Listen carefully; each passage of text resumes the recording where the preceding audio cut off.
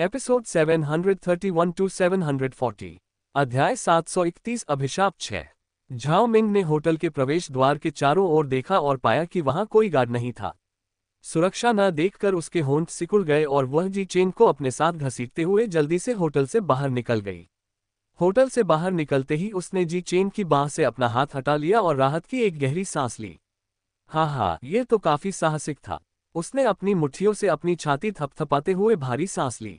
Guard से निपटने के बाद उसे एहसास हुआ कि इस जगह से निकलना इतना आसान नहीं था।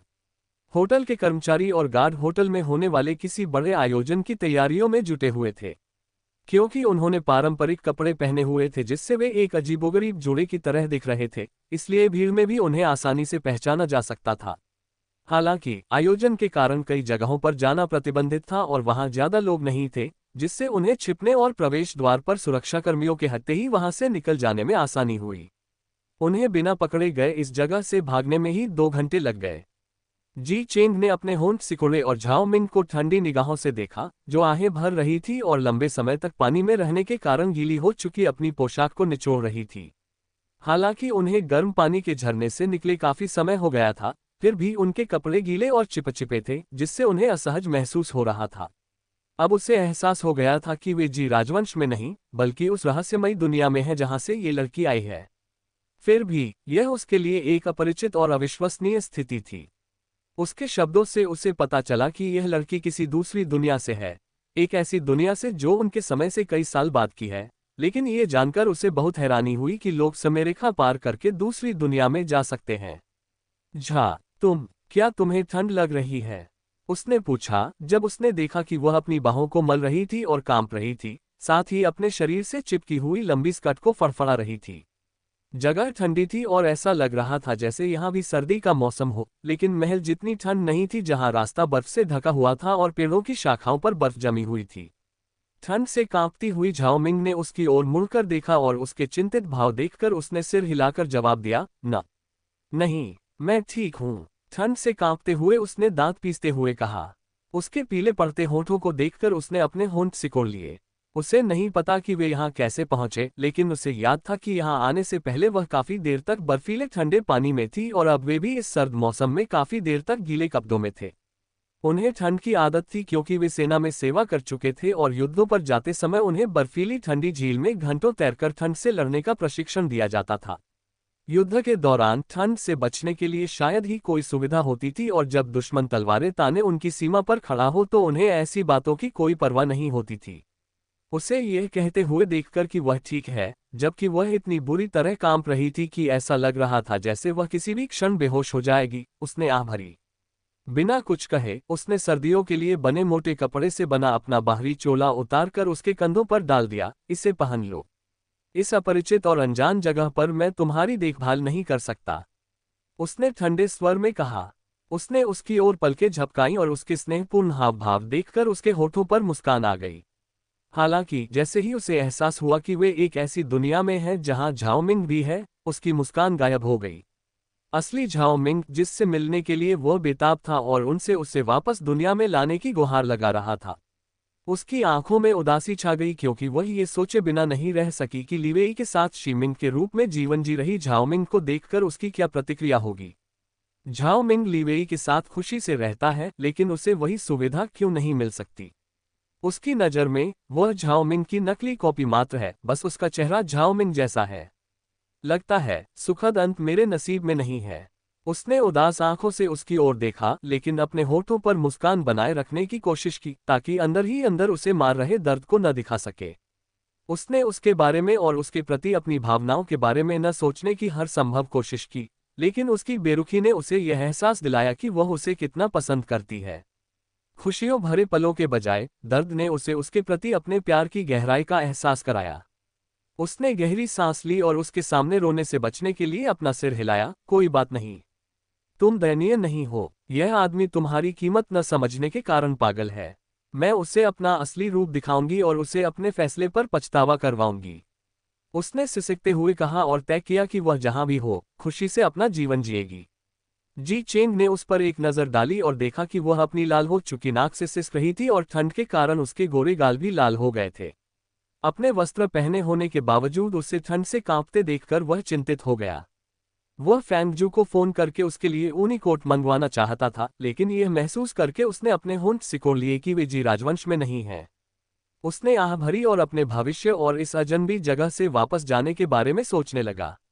योजक चिन्ह। झाओ मिंग टैक्सी ढूंढने लगी क्योंकि वह जानती थी कि विशिया शहर के बाहरी इलाके में है और जिन विला तक पहुंचने में उन्हें कुछ घंटे लगेंगे। उस जगह जाने के अलावा उनके पास और कोई विकल्प नहीं था। उसे इस बात की चिंता थी कि शी मिंग उर्फ झाओ मिंग को देखकर जी चेन की क्या प्रतिक्रिया होगी, लेकिन उसके पास कोई विकल्प नहीं था।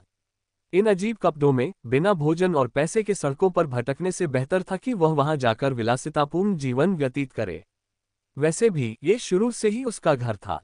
शेर ही असली शी मिंग है, वह बस अब अपने घर वापस जा रही है। मुझे यकीन है कि लीवेई मुझे जिंदा देखकर खुश नहीं होगा, उसने धीरे से कहा और उसके हैरान चेहरों के बारे में सोचते हुए अपना सिर हिलाया। उनका रिश्ता हमेशा से बिल्ली कुत्ते जैसा रहा है, हमेशा लड़ते झगड़ते और एक दूसरे को नीचा दिखाते रहे हैं।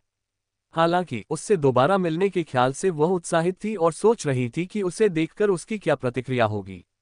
अध्याय 732 अनुभवी धोखेबाज। लीवेई का नाम सुनते ही जी चेन के कान खड़े हो गए। उसने उसकी तरफ देखा और पाया कि वह कुछ सोचते हुए मुस्कुरा रही थी। वह ठीक से सुन तो नहीं पा रहा था कि वह क्या कह रही है, लेकिन दूसरे आदमी का नाम सुनते ही उसने उसकी तरफ देखे बिना नहीं रह सका। उसे याद आया कि उसने उसे बताया था कि लीवेई उसके पिछले जन्म में शीमिंग के रूप में उसका पति था और जी राजवंश में आने से पहले उनके बीच संबंध इतने खराब थे कि वे एक दूसरे से अलग होने की योजना बना रहे थे। अगर उनका रिश्ता इतना खराब था तो वो उसके बारे में सोचते हुए क्यों मुस्कुरा रही है? उसने सोचा और अनजाने में ही अपनी हथेलियों को कसकर भींच लिया। उसे समझ नहीं आ रहा था कि वो उस आदमी के प्रति क्यों शत्रुता महसूस कर रहा है जिससे वो अभी तक मिला भी नहीं है, या शायद इसलिए कि झाओ मिंग फिलहाल उस आदमी के साथ रह रही है। हालांकि बाकी संभावनाओं के बारे में सोचने के बजाय वो उसकी उस मुस्कान से परेशान था जो उसने हफ्तों से उसे नहीं दिखाई थी, लेकिन अब वो किसी और आदमी के बारे में सोचते हुए मुस्कुरा रही थी। उसने कुछ नहीं कहा, लेकिन उसे यह अच्छा नहीं लगा कि वह लीवेई का नाम यूं ही ले रही थी और वह उसके बारे में सोचते हुए मुस्कुरा रहा था। योजक चिन्ह। जब टैक्सी जिन विला के सामने रुकी तो झाओ मिंग उससे उतर गई और जब उसने पीछे मुड़कर देखा तो उसने देखा कि जी चेंग अभी भी अपने सिर के ऊपर लगे हैंडल को कसकर पकड़े हुए था, मानो वह अपनी जान बचा रहा हो। उसने अपनी आंखें कसकर बंद कर रखी थी ताकि वह इस चीज की गति को न देख सके और उसे चक्कर न आए। उसने अपने होंठ सिकोड़ लिए और उसकी इस हालत पर हंसने से खुद को रोकने की पूरी कोशिश की। होटल शहर के बाहरी इलाके में था, इसलिए वे होटल से जिन विला तक टैक्सी से गए। टैक्सी से भी उन्हें यहां पहुंचने में 2 घंटे से अधिक का समय लग गया। पूरी यात्रा के दौरान जी चेंग डर के मारे आंखें कसकर बंद करके टैक्सी का हैंडल अपने सिर के ऊपर कसकर पकड़े रहा। कार की तेज रफ्तार से उसे चक्कर आ रहे थे और ये तथ्य कि यह घोड़े या घोड़ागाड़ी की तरह नहीं चल रही थी उसके लिए एक और भी अजीब और चक्करदार अनुभव था। उसने उससे बताया कि यह कोई अजीबोगरीब खतरनाक हथियार नहीं है, बल्कि एक घोड़ागाड़ी जैसी ही गाड़ी है, लेकिन उससे कहीं ज्यादा आरामदायक और तेज चलने वाली। जब ड्राइवर ने उन दोनों को गीले कपड़ों में देखा तो हीटर चालू करते ही वह गाड़ी से कूदने ही वाला था। उसे विश्वास नहीं हो रहा था कि एक अनजान गाड़ी उसके कमरे से ज्यादा गर्म हो सकती है। इतना ही नहीं, ड्राइवर पूरी यात्रा के दौरान रियरव्यू मिरर से उन्हें अजीब निगाहों से घूरता रहा। पहले तो वह उनके कपड़ों और जी चेन के ड्राइवर और उसकी कार के प्रति तीव्र विरोध के कारण उन्हें लिफ्ट देने से मना कर रहा था, लेकिन झाओ मिंग की कई कहानियां सुनने के बाद वह आखिरकार मान गया। पर जी चेन को देखकर उसे शक होने लगा, क्योंकि वह ऐसा व्यवहार कर रहा था जैसे झाओ मिंग ने उसका अपहरण कर लिया हो। वह आदमी जो उससे लंबा और भारी था एक बच्चे की तरह व्यवहार कर रहा था और जब भी कोई स्पीड ब्रेकर या हाईवे आता था जहां वह गति बढ़ाता था तो वह चीखने लगता था। उसने आह भरी और उसे कार से जबरदस्ती बाहर खींच लिया, जो गर्म थी और उसे नींद आ रही थी। वह दिन भर काम करने के बाद वापस आने की तुलना में भी ज्यादा थका हुआ लग रहा था। उसने भुगतान की प्रतीक्षा कर रहे ड्राइवर की ओर मुड़कर कहा, कृपया एक पल रुकिए, अभी मेरे पास मेरा बटुआ नहीं है, मैं अंदर जाकर किसी के माध्यम से आपका भुगतान भेज दूंगी। ड्राइवर ने अपने पीछे विशाल विला को देखकर सिर हिलाया। झाओ मिंग जी चेन को अपने साथ विला के अंदर ले गया। उसने देखा कि विला के प्रवेश द्वार पर कोई नहीं है और वह सीधे मुख्य द्वार की ओर चल पड़ी। विशाल सफेद विला और बड़े भूरे रंग के दरवाजे को देखते हुए उसने आह भरी। इस जगह पर वापस आए हुए कितना समय हो गया है, ये सोचते हुए उसने अजीब तरह से अपनी गर्दन खुजलाई। इस जगह पर उनका सफर बाधाओं और विवादों से भरा था, लेकिन फिर भी उन्हें ये जगह और यहाँ के सभी लोग याद आते थे। उसने गहरी सांस ली और अंदर जाने ही वाली थी कि तभी उसे अंदर से एक तीखी स्त्री की आवाज सुनाई दी, अरे अरे, तुम लोग कहाँ से आ रहे हो? तुम लोग कौन हो? तुम्हें यहाँ किसने आने दिया? बैठक की सफाई कर रही यूमेई दौड़कर आए और घर में घुस रहे दो अजनबी लोगों को देखकर चिल्लाए, और उन्हें कोई रोक भी नहीं रहा था। झाओ मिंग अपने कदमों पर रुक गई और अपनी ओर दौड़ती हुई आ रही लड़की को ऊपर देखते हुए गुस्से का भाव दिखाने की कोशिश करने लगी। यूमेई को हमेशा की तरह ऊर्जावान देखकर उसके होठों पर एक प्यारी सी मुस्कान आ गई। जी चेंग ने उस लड़की पर भौहें चढ़ाईं जो उनके साथ ऐसा व्यवहार कर रही थी मानो वे भिखारी हो। वह जी राजवंश के सम्राट थे, लेकिन उनके साथ ऐसा व्यवहार किया जा रहा था मानो वे कोई तुच्छ व्यक्ति हो। तुम लोग यहाँ कैसे घुस आए? सुरक्षाकर्मियों ने तुम्हें विला के अंदर आने की इजाजत कैसे दी?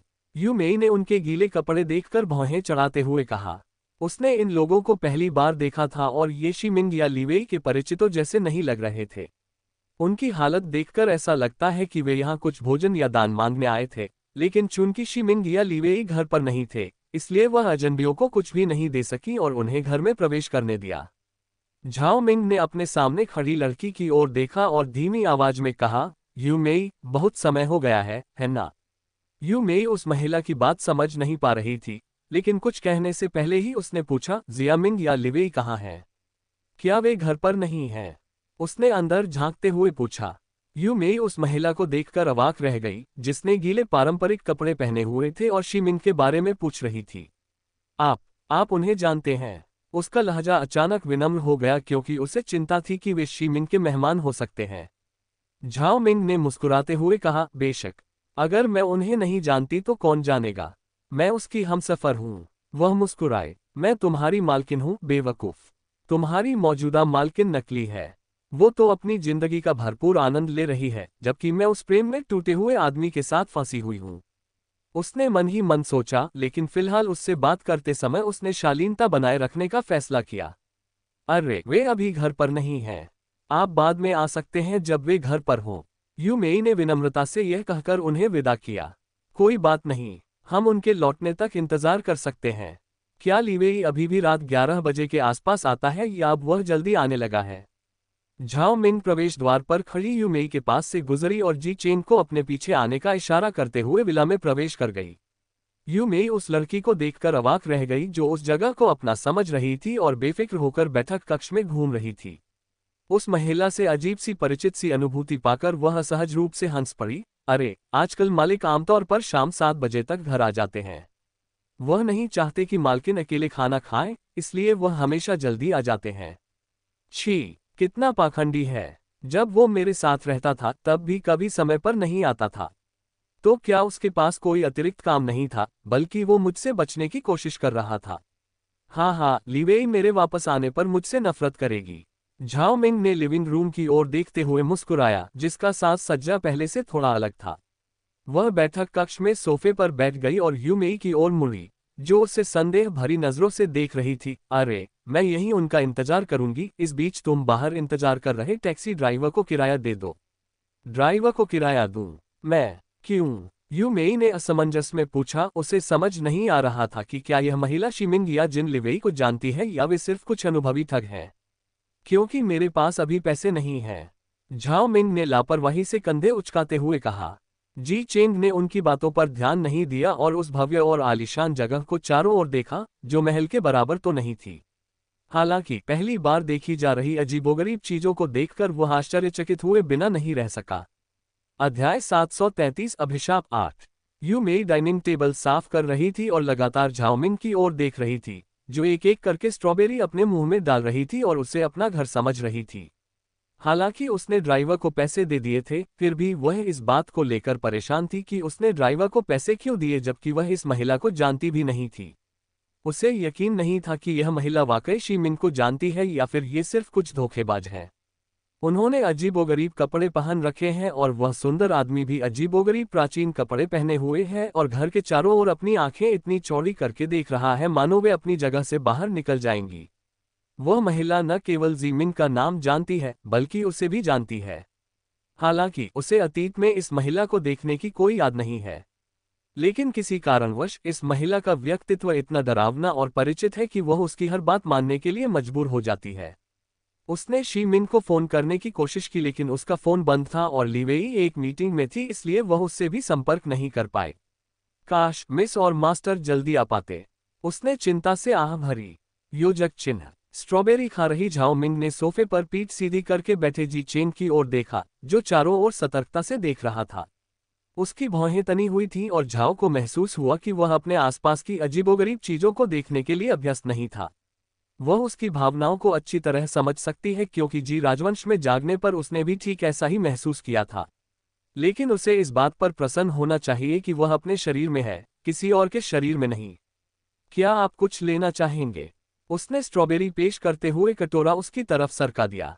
उसने स्ट्रॉबेरी पर एक नज़र डाली और सिर हिलाते हुए कहा, नहीं, मैं तब तक कुछ नहीं खाता जब तक कि वह महल के रसोइये द्वारा न बनाया गया हो और फेंग जू द्वारा जांचा न गया हो। उसकी बातें सुनकर उसने भौहें चढ़ा लीं। पहले जब वे महल से बाहर जाते थे तो वह उसके साथ ऐसी बातों की परवाह नहीं करता था और वह जो भी खाने को देती थी खा लेता था। लेकिन अब उसे हर चीज की जांच करनी पड़ती है। उसने अपने होंठ सिकुड़े और आंखों में कड़वाहट लिए उसे घूरने लगी। कुछ क्षण बाद उसने उपहास करते हुए कहा, ये जहरीले नहीं है। और तुम्हें कौन जहर देगा? तुम तो यहाँ जहर खाने के लायक भी नहीं हो, उसने व्यंग्यपूर्वक कहा और कटोरा वापस अपनी ओर खींच लिया। उसकी बातें सुनकर वह नाराज हो गया। जब से वे इस दुनिया में आए हैं वह ऐसे बर्ताव कर रही है जैसे वह यहाँ की रानी हो और वह महज एक नौकर हो। वह उसके प्रति बुनियादी शिष्टाचार का भी पालन नहीं कर रही थी और लगातार व्यंग्यात्मक टिप्पणियां कर रही थी। क्योंकि यह उसकी दुनिया थी इसलिए वह उसे अपना असली रूप दिखा रही थी। योजक चिन्ह। यू मेई, मैं ऊपर कपड़े बदलने जा रहा हूँ। मैं इन गीले कपड़ों में और नहीं रह सकता। झाओ मिंग उठकर सीढ़ियों की ओर चलने लगा लेकिन यू मेई ने उसे रोक लिया। तुम कहाँ जा रही हो? उसकी बात सुनकर यू मेई की आंखें चौड़ी हो गईं और वह रुक गई। ऊपर, उसने ऊपर की ओर इशारा किया। उसका कमरा ऊपर था और वह ये कपड़े बदलना चाहती थी। उसने काफी देर तक जी मिंग के लौटने का इंतजार किया लेकिन वह नहीं लौटी। आप ऐसा नहीं कर सकते। बिल्कुल कर सकती हूँ। आप जाकर हमारे लिए कुछ खाने का सामान बना लीजिए, मुझे भूख लगी है, उसने कहा और वहां से निकलने की कोशिश की लेकिन यू मेई टस से मज नहीं हुई और उसे ऊपर जाने दिया। झाओ मिंग ने उसकी इतनी जिद्दी हरकतें देखकर भौहें चढ़ा ली और कहा, यू मेई, क्या तुम्हें पता है कि तुम किससे बात कर रही हो? मुझे परवाह नहीं कि तुम कौन हो, लेकिन जब तक मालकिन तुम्हें अनुमति नहीं देती मैं तुम्हें ऊपर नहीं जाने दूंगी, उसने सख्ती से कहा। धिक्कार है, मैं तुम्हारी मालकिन हूँ, धिक्कार है। झाओ मिंग ने उसे घूरते हुए अपने होंठ सिकोड़ लिए। यहाँ क्या हो रहा है? यू मेई, जो झाओ मिंग को घूर रही थी, परिचित आवाज सुनकर उसकी आंखें चमक उठीं। उसने झाओ मिंग के पीछे देखा और अस्पताल से लौटी और अपना बैग पकड़े हुए शिमिंग को देखकर मुस्कुराए। मिस, आप वापस आ गईं। वह जी मिंग की ओर चली जो उसे हैरानी से देख रहा था। लीवेई के लिए एक विशेष रात्रिभोज तैयार करने के लिए जल्दी आए शीमिंग ये देखकर आश्चर्यचकित रह गए कि यू मेई एक महिला से बहस कर रही थी जो ऊपर जाने पर जोर दे रही थी और पारंपरिक कपड़े पहने हुए थी, ठीक वैसे ही जैसे वह महल में पहना करती थी। उसने उस आदमी पर ध्यान नहीं दिया जो कोने पर खड़ा था और अपनी आंखों में उमड़ती भावनाओं के साथ उसे घूर रहा था। योजक चिन्ह। यू मेई, क्या हुआ? ये कौन है? जी मिंग ने उस महिला की ओर इशारा करते हुए पूछा जिसकी पीठ उसकी ओर थी। मैडम, उसने कहा कि वह आपको और मास्टर को जानती है और आप दोनों के लौटने का इंतजार कर रही थी। उसने तो मुझसे टैक्सी का किराया भी भरवा दिया। इतना ही नहीं, वो ऊपर जाकर कपड़े बदलने की जिद भी कर रही थी, उसने अपना हाथ कसकर पकड़ते हुए शिकायत की। जिया मिंग ने अपने होंठ सिकुड़े और उस महिला को घूरती रही जो उसकी ओर मुड़कर भी नहीं देख रही थी। तुम कौन हो और किसी और के बेडरूम में जाकर क्यों देखना चाहती हो? परिवार के सदस्य भी इस तरह हमारी निजता में दखल नहीं देते। क्या तुम मुझे बताओगी कि हम तुम्हारे कितने करीब हैं कि तुम हमारे बेडरूम में तब आ सकती हो जब हम घर पर नहीं हैं? जी मिंग ने उस महिला की ओर बढ़ते हुए और उसके पीछे खड़े होते हुए पूछा। झाओ मिंग, जिसने अपने हाथों को अपनी छाती पर बांध रखा था, उसकी बातें सुनकर मुस्कुराए। दिलचस्प, वह उससे उस अजीब जगह पर मिली थी जहां वे दोनों फंसी हुई थीं, लेकिन फिर भी उस घर में उससे मिलने पर उसे अजीब सा महसूस हुआ जो कभी उसका अपना हुआ करता था। उसने मुस्कुराते हुए आखिरकार मुंह खोलकर कहा, क्योंकि यह मेरा घर है। उसने धीमी आवाज में कहा, जिससे जी मिंग ने भौहें चढ़ा ली। जिया मिंग ने अपने होंठ सिकोड़ लिए और उस महिला का रवैया देखकर वह अधीर हो रही थी, और इससे पहले कि वह कुछ कर पाती, महिला मुड़ गई, जिससे वह अपनी जगह पर जम गई। उद्धरण चिन्ह डॉट डॉट डॉट डॉट उद्धरण चिन्ह। जाओ मिंग को अपने सामने खड़ा देखकर जी मिंग की आंखें चौड़ी हो गईं। हालांकि वह जी मिंग के शरीर में थी, फिर भी उसे उसका पुराना चेहरा और रूप रंग अच्छी तरह याद था। भला वह अपने पुराने रूप को कैसे भूल सकती है। झाओ मिंग, नहीं, मेरा मतलब शी मिंग है, उसने धीमी कांपती हुई आवाज में कहा। झाओ मिंग ने मुस्कुराते हुए कहा, बिंगो। जिया मिंग को लगा जैसे उसका सिर हल्का हो रहा है और अचानक सब कुछ बदल जाने से उसे चक्कर आने लगे। वह यहाँ कैसे आ गई? क्या इसका मतलब यह है कि अब उन्हें अपने शरीर बदलने होंगे? इसका क्या अर्थ है? मिस जी मिंग का चेहरा पीला पड़ जाने पर यू मई आश्चर्यचकित रह गई और लगभग गिर ही पड़ी, लेकिन उसने समय रहते उसे संभाल लिया। अरे शांत हो जाओ लड़की, मैं भूत तो नहीं हूं, फिर तुम ऐसे क्यों बर्ताव कर रही हो जैसे तुमने भूत देख लिया हो। झाओ मिंग ने उसका कंधा पकड़कर हल्के से सहलाया ताकि वह होश में आ जाए। Zhao Ming. यू मेई की गोद में बैठी जी मिंग उस परिचित आवाज को सुनकर कांप उठी, जो बेहद कोमल थी, लेकिन उसकी रीढ़ में सिहरन दौड़ गई, जिससे वह पीछे मुड़कर अपने संदेह की पुष्टि करने से डर गई। ऐसा हो ही नहीं सकता। अध्याय 734 अभिशाप 9। यू मेई ने झाओ मिंग को सोफे पर पैर मोड़कर, गोद में तकिया रखकर और हाथ पर सिर रखकर बैठी, खोई खोई सी सामने के गेट को घूरते हुए देखकर अपने होंठ सिकोड़ लिए। तुम यहाँ क्यों बैठी हो? क्या तुम्हें ऊपर जाकर उनके साथ नहीं बैठना चाहिए? यू मेई ने पूछा। जी चेंग और शी मिंग किसी बात पर चर्चा करने के लिए लीवेई के अध्ययन कक्ष में ऊपर चले गए, जबकि यह लड़की उनके साथ नहीं गई और बैठक में लीवेई के साथ ही बैठी रही। उसे डर था कि वह आदमी जी मिंग को किसी तरह से नुकसान पहुंचा सकता है। जब जी मिंग ने उसे देखा तो उसका चेहरा पीला पड़ गया और वह लगभग बेहोश हो गई। तीनों कुछ देर तक बिना कुछ बोले बैठक में खड़े रहे। फिर अचानक जी मिंग ने उस आदमी को ऊपर आकर बात करने के लिए कहा। झाओ मिंग ने चिंतित दिख रही यू मेई की ओर देखा और मुस्कुराया। चिंता मत करो, वो तुम्हारी मालकिन को नहीं खाएगा। अब जाओ और मेरे लिए एक कप गर्म कॉफी ले आओ। बहुत दिनों से मैंने कॉफी नहीं पी है। साथ ही कुछ केक भी ले आना। मुझे कम से कम कुछ मिठाई तो मिलनी चाहिए, उसने कड़वाहट भरे स्वर में कहा और उसकी मुस्कान धीरे धीरे गायब हो गई। वह इस बात को लेकर शांत रहने की कोशिश कर रही थी, लेकिन उसे जी चेन के वे शब्द याद आ गए जो उसने ये सच जानने पर कहे थे कि वह झाओ मिंग नहीं है। उस समय उसने कहा था कि वह झाओ मिंग को वापस चाहता है, जिसका मतलब है कि उसके जीवन में उसका कोई महत्व नहीं है। वह सिर्फ एक नकली है और नकली असली की जगह नहीं ले सकता। योजक चिन्ह। अध्ययन कक्ष में जी मिंग एक सोफे पर बैठी थी, जबकि जी चेंग उसके सामने बैठ गया। उसने किताबों से भरे कमरे में चारों ओर नजर डाली। यह अध्ययन कक्ष महल में स्थित उसके अध्ययन कक्ष से अलग था, लेकिन इस समय वह नए परिवेश को देखने के बजाय अपने सामने बैठी महिला को घूरने में व्यस्त था। वह जानता था कि वह उसकी झाओ मिंग है, लेकिन उनके बीच एक अजीब सी खामोशी छाई हुई थी। उसके चेहरे पर उदासी छाई हुई थी और वह किसी अजनबी जैसी लग रही थी। उसे देखते समय उसकी आंखों में जो गर्माहट हुआ करती थी, वह अब गायब हो गई थी। उन अजीब कपड़ों और गहरे भूरे बालों में वह बिल्कुल अलग इंसान लग रही थी। इतना ही नहीं, उसका चेहरा भी अब पहले जैसा नहीं रहा था। हालांकि जब तक वह उसकी झाओ मिंग है, उसे इससे कोई फर्क नहीं पड़ता।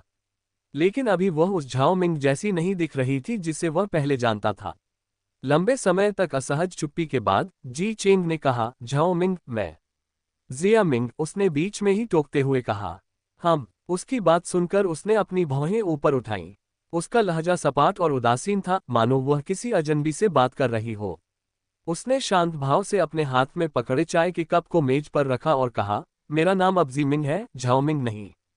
महाराज, मुझे पूरा विश्वास है कि आप जानते हैं कि मेरे और जी मिंग के साथ क्या हुआ। हालांकि इसे स्वीकार करना कठिन है, लेकिन हमने अपने शरीर बदल लिए हैं। मैं अब जी मिंग के रूप में जी रही हूं, जबकि वह झाओ मिंग के रूप में। मानो या ना मानो, लेकिन मैं इस जीवन से खुश हूं। मुझे खुशी है कि मुझे न केवल जीने का दूसरा मौका मिला, बल्कि लीवेई से मिलने का भी अवसर मिला, जिसने मुझे प्यार का एहसास और प्यार और परिवार का सच्चा अर्थ समझाया। उसने उसके बारे में बात करते हुए होठों पर हल्की मुस्कान के साथ कहा।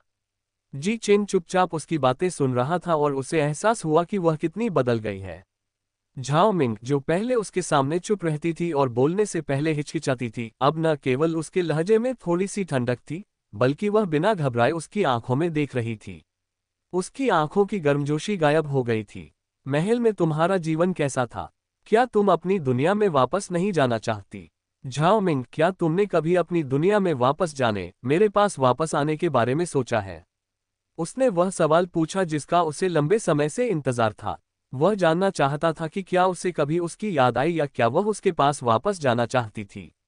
उसने अपने होंठ सिकोड़े और कुछ क्षणों तक चुपचाप उसे देखती रही, फिर जवाब दिया, नहीं। जब से मैं यहाँ आई हूँ मैंने कभी वापस जाने के बारे में नहीं सोचा। मेरे लिए महल का जीवन यातना के सिवा कुछ नहीं था। मुझे खुशी है कि मुझे न केवल दोबारा जीने का मौका मिला, बल्कि मैं उस नरक से भी बच निकली। महल की राजनीति, अफवाहें और सत्ता की होड़, ये सब मुझे डराते हैं। मैं महल के राजनीतिक जीवन के लिए उपयुक्त नहीं हूँ। जी चेंग को उसकी बातें सुनकर समझ नहीं आया कि क्या कहे। उसने उसके बारे में तो बात ही नहीं की, सिर्फ महल के जीवन और राजनीति की बात की। उसका क्या और मेरा क्या? तुमने कभी नहीं सोचा कि तुम्हारे बिना मेरा क्या होगा? आखिर तुम मेरी पत्नी हो। आखिरकार यह कहते हुए उसने अपनी मुट्ठियां भींच लीं।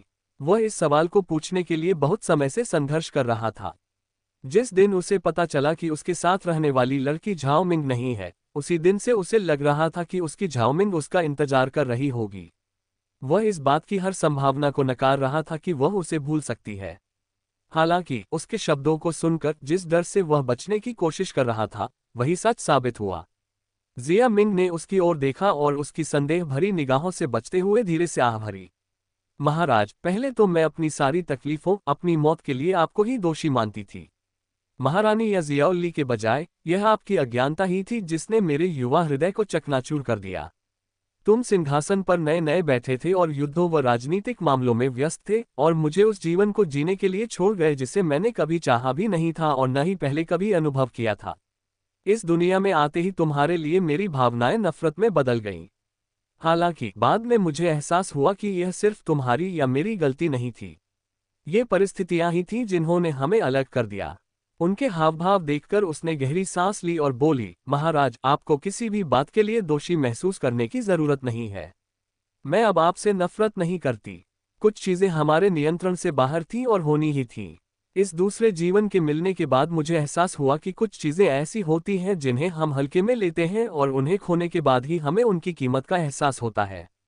लोगों और उनकी भावनाओं के साथ भी ऐसा ही होता है। जब आप मुझे लगभग खो बैठे थे तब आपको भी मेरे प्रति अपनी भावनाओं का एहसास हुआ था। हालांकि महाराज, आपके लिए मेरी भावनाएं बहुत पहले ही समाप्त हो चुकी हैं। मैं लीवेई के साथ अपने जीवन में खुश हूं और यही सच है, उसने कहा, जिससे उनके चेहरे पर उदासी छा गई। कुछ क्षण बाद वह कड़वी हंसी हंसा और ठंडी हो चुकी चाय को गटकते हुए बोला, चिंता मत करो, मैं तुम्हें अपने साथ आने के लिए मजबूर नहीं करूंगा। वैसे भी मुझे इस बारे में शिकायत करने का कोई अधिकार नहीं है।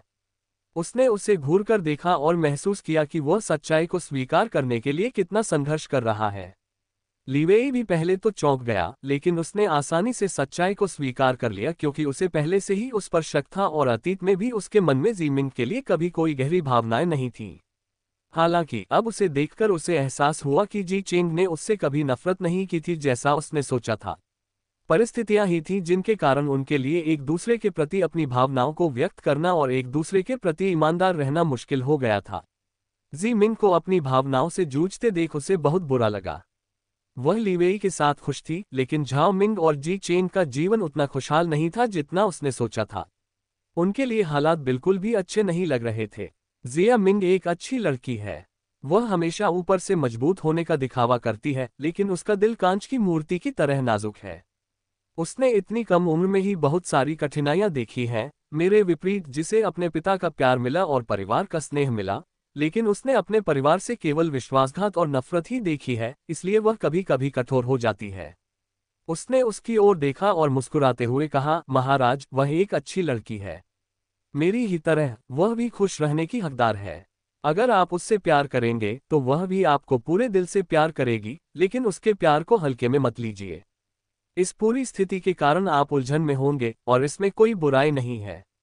हालांकि अपने रिश्ते को सुलझाने में ज्यादा समय न लगाएं, वरना आप अकेले रह जाएंगे, आपके साथ कोई नहीं होगा। जी चेंग उसे घूरता रहा और उस दिन के बारे में सोचने लगा जब उसे सच्चाई का पता चला था। झाओ मिंग की आंखों में दर्द भरी निगाहें और उसके आंसू आज भी उसे परेशान करते हैं। ये पहली बार था जब उसने उसे इतनी बेबसी से रोते देखा था।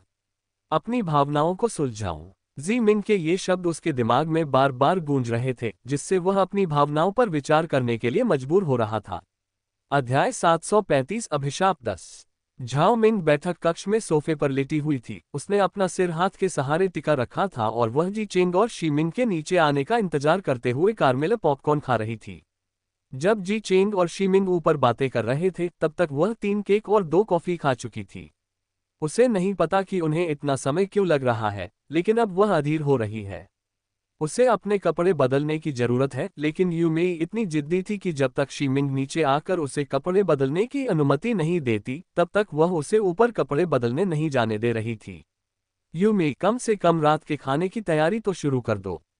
7 बज चुके हैं। मुझे भूख लग रही है।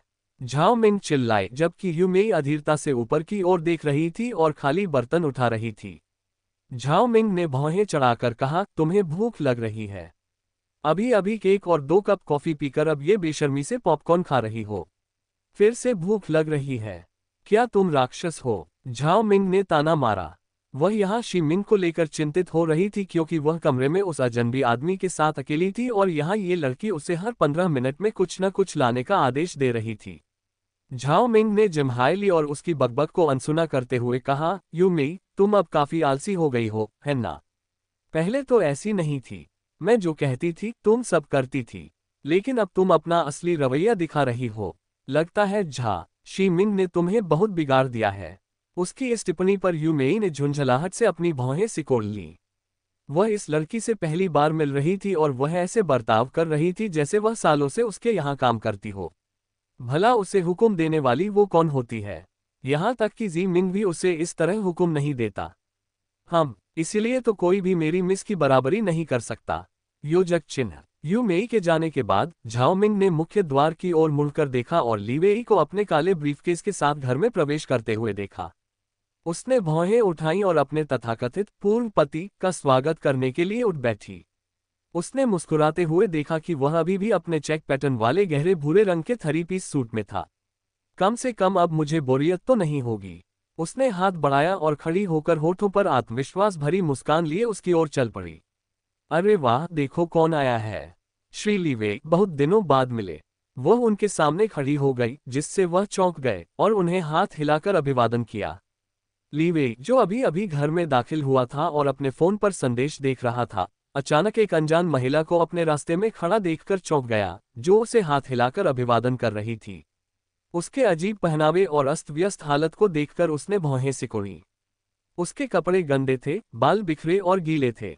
उसने चारों ओर देखा कि वह सही जगह पर है या नहीं। बैठक में उन दोनों के अलावा कोई नहीं था, जिससे उसकी भौहें और भी तन गईं। तुम कौन हो और घर में कैसे घुसी? उसने ठंडे लहजे में उससे घूरते हुए पूछा। उद्धरण चिन्ह उद्धरण चिन्ह। झाओ मिंग ने उसका रवैया देखकर अपने होंठ सिकोड़ लिए और उपहास उड़ाते हुए कहा, यह कैसी घूरती निगाह है? क्या तुम्हें लगता है कि मैं कोई चोर या भिखारी हूं? उसने कुछ नहीं कहा, मानो उसकी बातों की पुष्टि कर रहा हो। उसने नीचे उसकी ओर देखा और उसकी शक्ल सूरत पर आपत्ति जताई। झाओ मिंग ने अपने होंठ सिकोड़े और उसकी ओर देखते हुए नीचे उसकी ओर देखा। उसने अपने होंठ सिकोड़े और पलकें झपकाईं, यह महसूस करते हुए कि उसकी हालत वाकई ठीक नहीं थी। इसमें कोई शक नहीं कि यूमेई उसके साथ इतना अजीब व्यवहार क्यों कर रही थी। उसके कपड़े गंदे और कीचड़ से सने हुए थे क्योंकि वे थोड़ी देर पहले गर्म पानी के झरने में थे और धूल भी कपड़ों पर चिपकी हुई थी क्योंकि पानी से बाहर निकलने के बाद उन्हें अजीब अजीब जगहों पर छिपना पड़ा था। वह अपनी शक्ल सूरत पर शर्मिंदा होकर हल्की सी खांसी, लेकिन उसने अपनी ठुड्डी ऊपर उठाकर घमंड से कहा, तो क्या हुआ अगर मैं ऐसी दिखती हूँ? मेरी शक्ल सूरत मेरी अहमियत को कभी कम नहीं कर सकती, श्रीमान जिन लीवे। उसने घमंड भरी मुस्कान के साथ यह कहा, जिससे वह भौहें चढ़ा बैठा। ये शब्द मुझे इतने परिचित क्यों लग रहे हैं? उसने सोचा कि उसने इन्हें पहले कहाँ सुना है। इससे पहले कि वह कुछ सोच पाता, झाओ मिंग उसके करीब झुककर धीमी आवाज में उसके कान में फुसफुसाया, क्या याद नहीं आ रहा? तो चलो मैं तुम्हें एक और संकेत देता हूँ। मैं वही व्यक्ति हूँ जिससे तुम सबसे ज्यादा नफरत करते थे। अब याद आया। वह उसकी बात समझ नहीं पा रहा था, इसलिए उसने फ्राउनिंग किया। ली वेई, तुम अपनी प्यारी पत्नी को कैसे भूल सकते हो? झाओ मिंग ने उसके कानों में फुसफुसाते हुए कहा, जिससे उसकी डरावनी धीमी आवाज सुनकर वह कांप उठा। उसने आंखें फाड़कर उसे देखा और अपने विचारों को समझने की कोशिश की। उसकी पत्नी, क्या ये शीमिंग नहीं है? लेकिन ये लड़की शीमिंग नहीं है, यह कोई और है। झाओ मिंग के पहनावे को देखकर उसके हाथ कांपने लगे।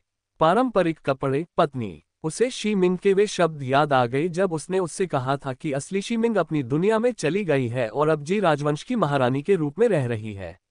ये सच नहीं है ना? उसके होंठ भय से खुल गए क्योंकि वह उस अपरिचित चेहरे को घूरने से खुद को रोक नहीं सका, लेकिन उसकी आवाज और शब्द बहुत परिचित थे। तुम वो नहीं हो जो मैं सोच रहा हूं, है ना? तुम मेरा भ्रम हो, है ना? उसने घबराकर पूछा और डर के मारे पीछे हट गया, मानो उसने कोई भूत देख लिया हो। झाओ मिंग, जो पहले मुस्कुरा रही थी, उसके बेहद हैरान चेहरे को देखकर भौहें चढ़ाते हुए बोली, अरे ली वेई, डरपोक मत बनो। मैं भूत तो नहीं हूं, तो तुम सब ऐसे क्यों बर्ताव कर रहे हो जैसे तुमने भूत देख लिया हो? मुझे दुख है कि मुझे दोबारा देखकर खुश होने के बजाय तुम डर रहे हो। उसने मुंह फुलाते हुए उससे कहा। उसकी बातें सुनकर उसने भौहें चढ़ा ली। उसे क्या हो गया है? उसे आश्चर्य हुआ कि पहले की तरह व्यंग्य करने के बावजूद उसकी टिप्पणियां घृणास्पद नहीं थीं और वह पहले से बिल्कुल अलग इंसान लग रही थी। पहले वह छोटी छोटी बातों पर गुस्सा हो जाती थी और आसानी से चिड़चिड़ी हो जाती थी, लेकिन अब उसका व्यक्तित्व पहले से अधिक प्रसन्न हो गया है। हालांकि इससे ये तथ्य नहीं बदलता कि वह उससे मिलकर खुश था। उसे हैरानी से देखने के बाद उसने जी मिंग को चारों ओर ढूंढा। अगर वह यहाँ है तो उसकी जी मिंग का क्या होगा? वह वापस तो नहीं जाएगी, है ना? उसके दिल में डर बढ़ने लगा। उसे लगा कि जी मिंग के साथ कुछ हो गया है। वह उसे ढूंढने के लिए चिल्लाने लगा और चारों ओर देखते हुए चिल्लाने लगा, जी मिंग, जी मिंग। उसके सामने खड़ी झाओ मिंग ने अचानक उसके चिल्लाने पर भौहें चढ़ा लीं। उसने अपने कान बंद कर लिए और उसे रोकते हुए चिल्लाकर कहा, अरे, घर में घुसते ही क्यों चिल्ला रहे हो? चिंता मत करो, वह कहीं नहीं गई। वह ठीक है और तुम्हारे स्टडी रूम में थी। उसने चिढ़कर घूरते हुए ठंडे लहजे में उसे आश्वस्त किया। तुम कितने बेशर्म हो, ली वेई। तुम्हारी पत्नी तुम्हारे सामने खड़ी है और तुम किसी और को ढूंढ रहे हो। ये ठीक नहीं है। उसने निराशा से सिर हिलाते हुए अपने हाथों को अपनी छाती पर बांध लिया। उसकी बातें सुनकर ली वेई ने भौहें चढ़ा ली। वह अब भी वही बेशर्म शीमिंग है। उसने हंसते हुए जवाब दिया, मेरी पत्नी कौन है? तुम अब मेरी पत्नी नहीं हो। तुम अब शीमिंग नहीं हो, याद है?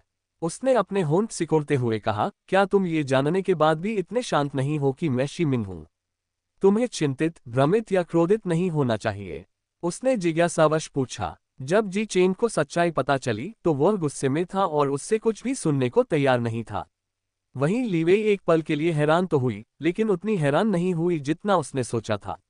राष्ट्रपति महोदय ने अपनी भावनाओं पर नियंत्रण करना कब से सीख लिया? उसने उत्सुकता से उनकी ओर देखते हुए सोचा। वह उसके जवाब का इंतजार कर रही थी, तभी उसे पीछे से एक आवाज सुनाई दी, ली वेई। शी मिंग ने पुकारा और वह सीढ़ियों से नीचे उतर गई जबकि जी चेंग धीरे धीरे उसके पीछे पीछे आया। उसने कुछ नहीं कहा, लेकिन नीचे आते हुए उन्हें देखने के लिए उसने पीछे मुड़कर भी नहीं देखा। उन्हें एक साथ देखने से उसे केवल पीड़ा ही मिलेगी और कुछ नहीं। अध्याय 736 अभिशाप 11। अध्ययन कक्ष में जी चेंग से बात करने के बाद शी मिंग सीढ़ियों से नीचे आ रही थी जबकि जी चेंग उसके पीछे पीछे आ रही थी और शी ने अभी जो शब्द कहे थे उनके बारे में सोचने से खुद को रोक नहीं पा रही थी।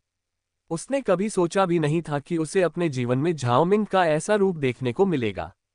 उसकी आंखों में कोई स्नेह नहीं था और वह ऐसे बात कर रही थी जैसे किसी अजनबी से बात कर रही हो। फिर भी उसके शब्द उसके मन में बस गए थे।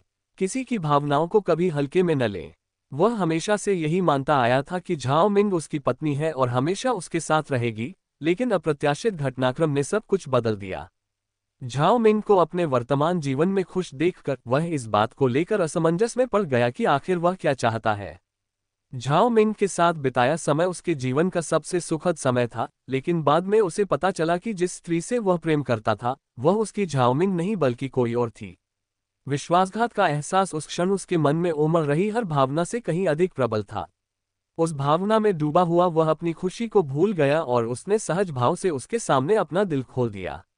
अपने दिल के किसी कोने में छिपी भावनाओं और प्यार को उसने पूरी तरह से उसके सामने प्रकट कर दिया। जिया मिंग की बातें सुनकर वह अपने विचारों को लेकर और भी ज्यादा संशय और उलझन में पड़ गया। उसे समझ नहीं आ रहा था कि इस अजीबोगरीब स्थिति में उसे कैसा महसूस करना चाहिए।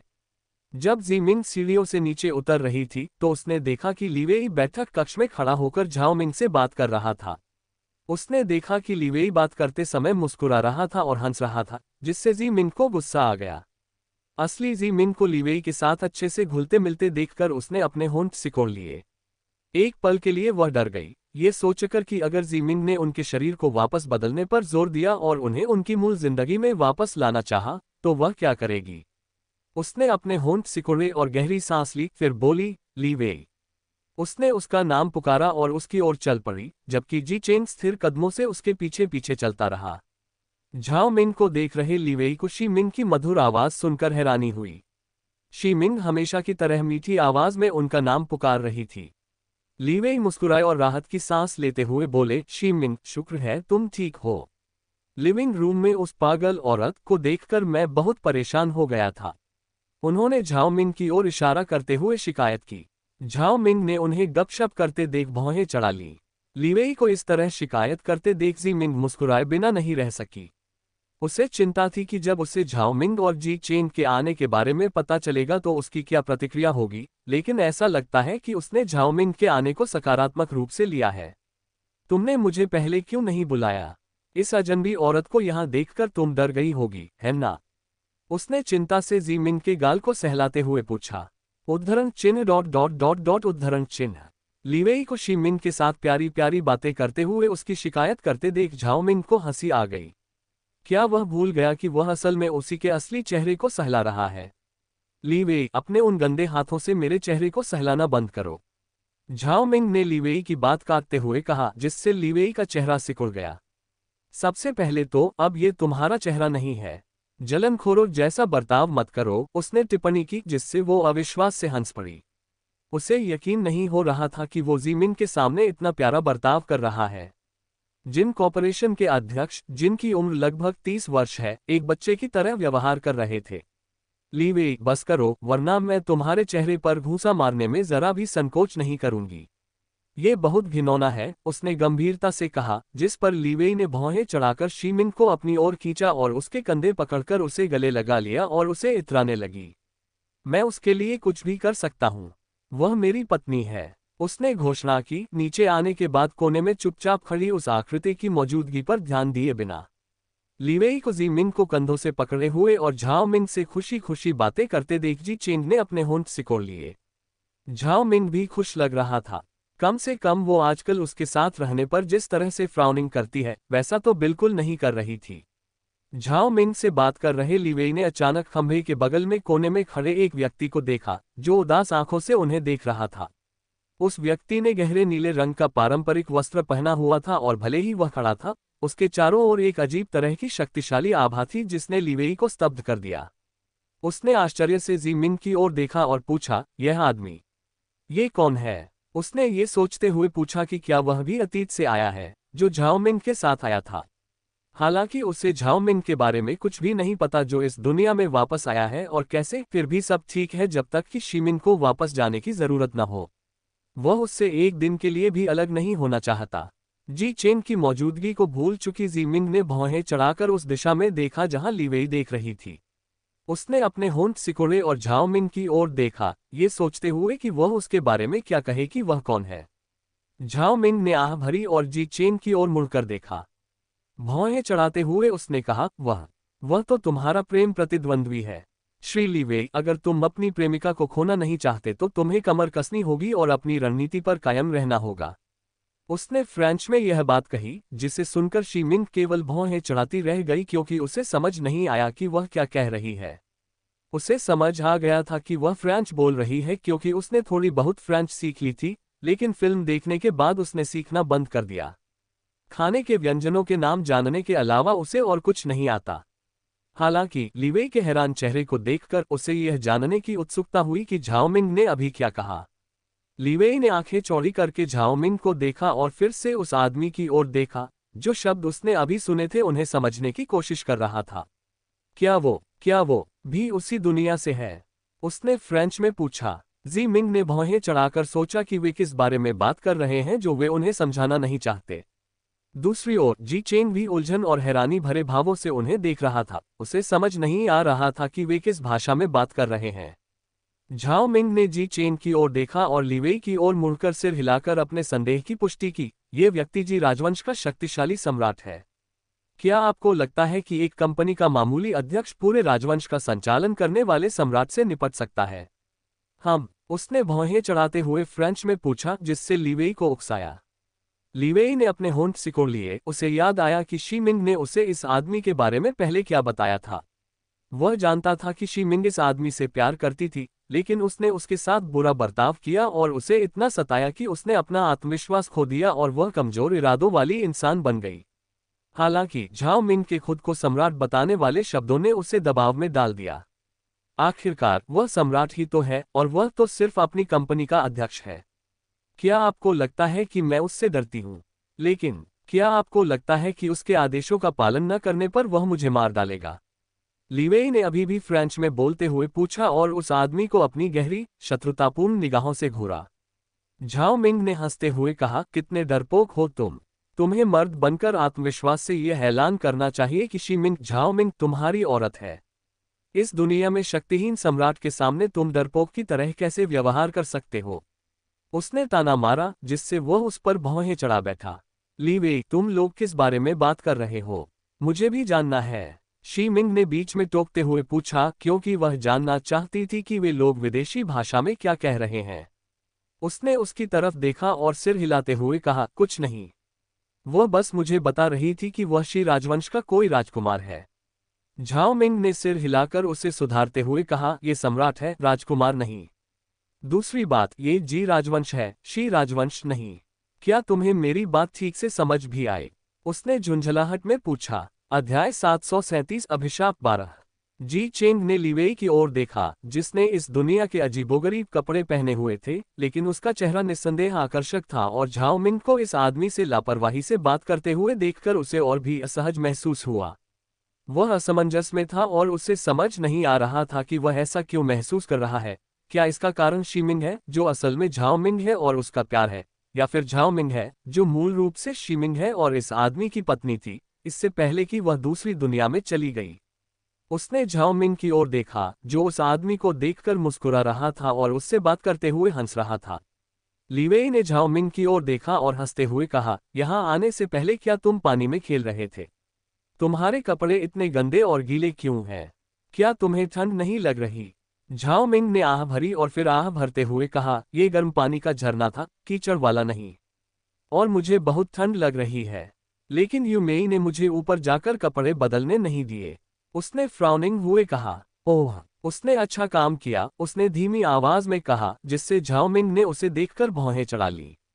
जिया मिंग ने चिंता से झाओ मिंग की ओर देखा और कहा, आह, मुझे माफ करना। मुझे तुम्हें पहले ही कपड़े बदलने देना चाहिए था। तुम ऊपर जाकर मेरे कपड़े पहन लो। उसने चिंता भरी नजरों से झाओ मिंग को देखते हुए कहा। झाओ मिंग ने सिर हिलाया और लीवेई से पूछा, मेरे कपड़े और बाकी सामान मेरे कमरे में है ना? उद्धरण चिन्ह डॉट डॉट डॉट डॉट उद्धरण चिन्ह। लीवेई ने अपने होंठ सिकोड़े और असहजता से शी मिंग की ओर देखा। कहीं तुमने मेरा सामान तो नहीं फेंक दिया? जी मिंग, तुम ऐसा कैसे कर सकती हो? तुम्हारा सामान तो मैंने बड़े सलीके से संभाल कर रखा है। तुम मेरा सामान कैसे फेंक सकती हो? झाओ मिंग ने नाराजगी से कहा। वह जी मिंग झाओ मिंग को अपनी सबसे करीबी दोस्त मानती है। जी चेन के साथ उसके खराब रिश्ते के बावजूद उसने उसे लीवेई के साथ रहने दिया और यहाँ कोई उसके बारे में सोच भी नहीं रहा था।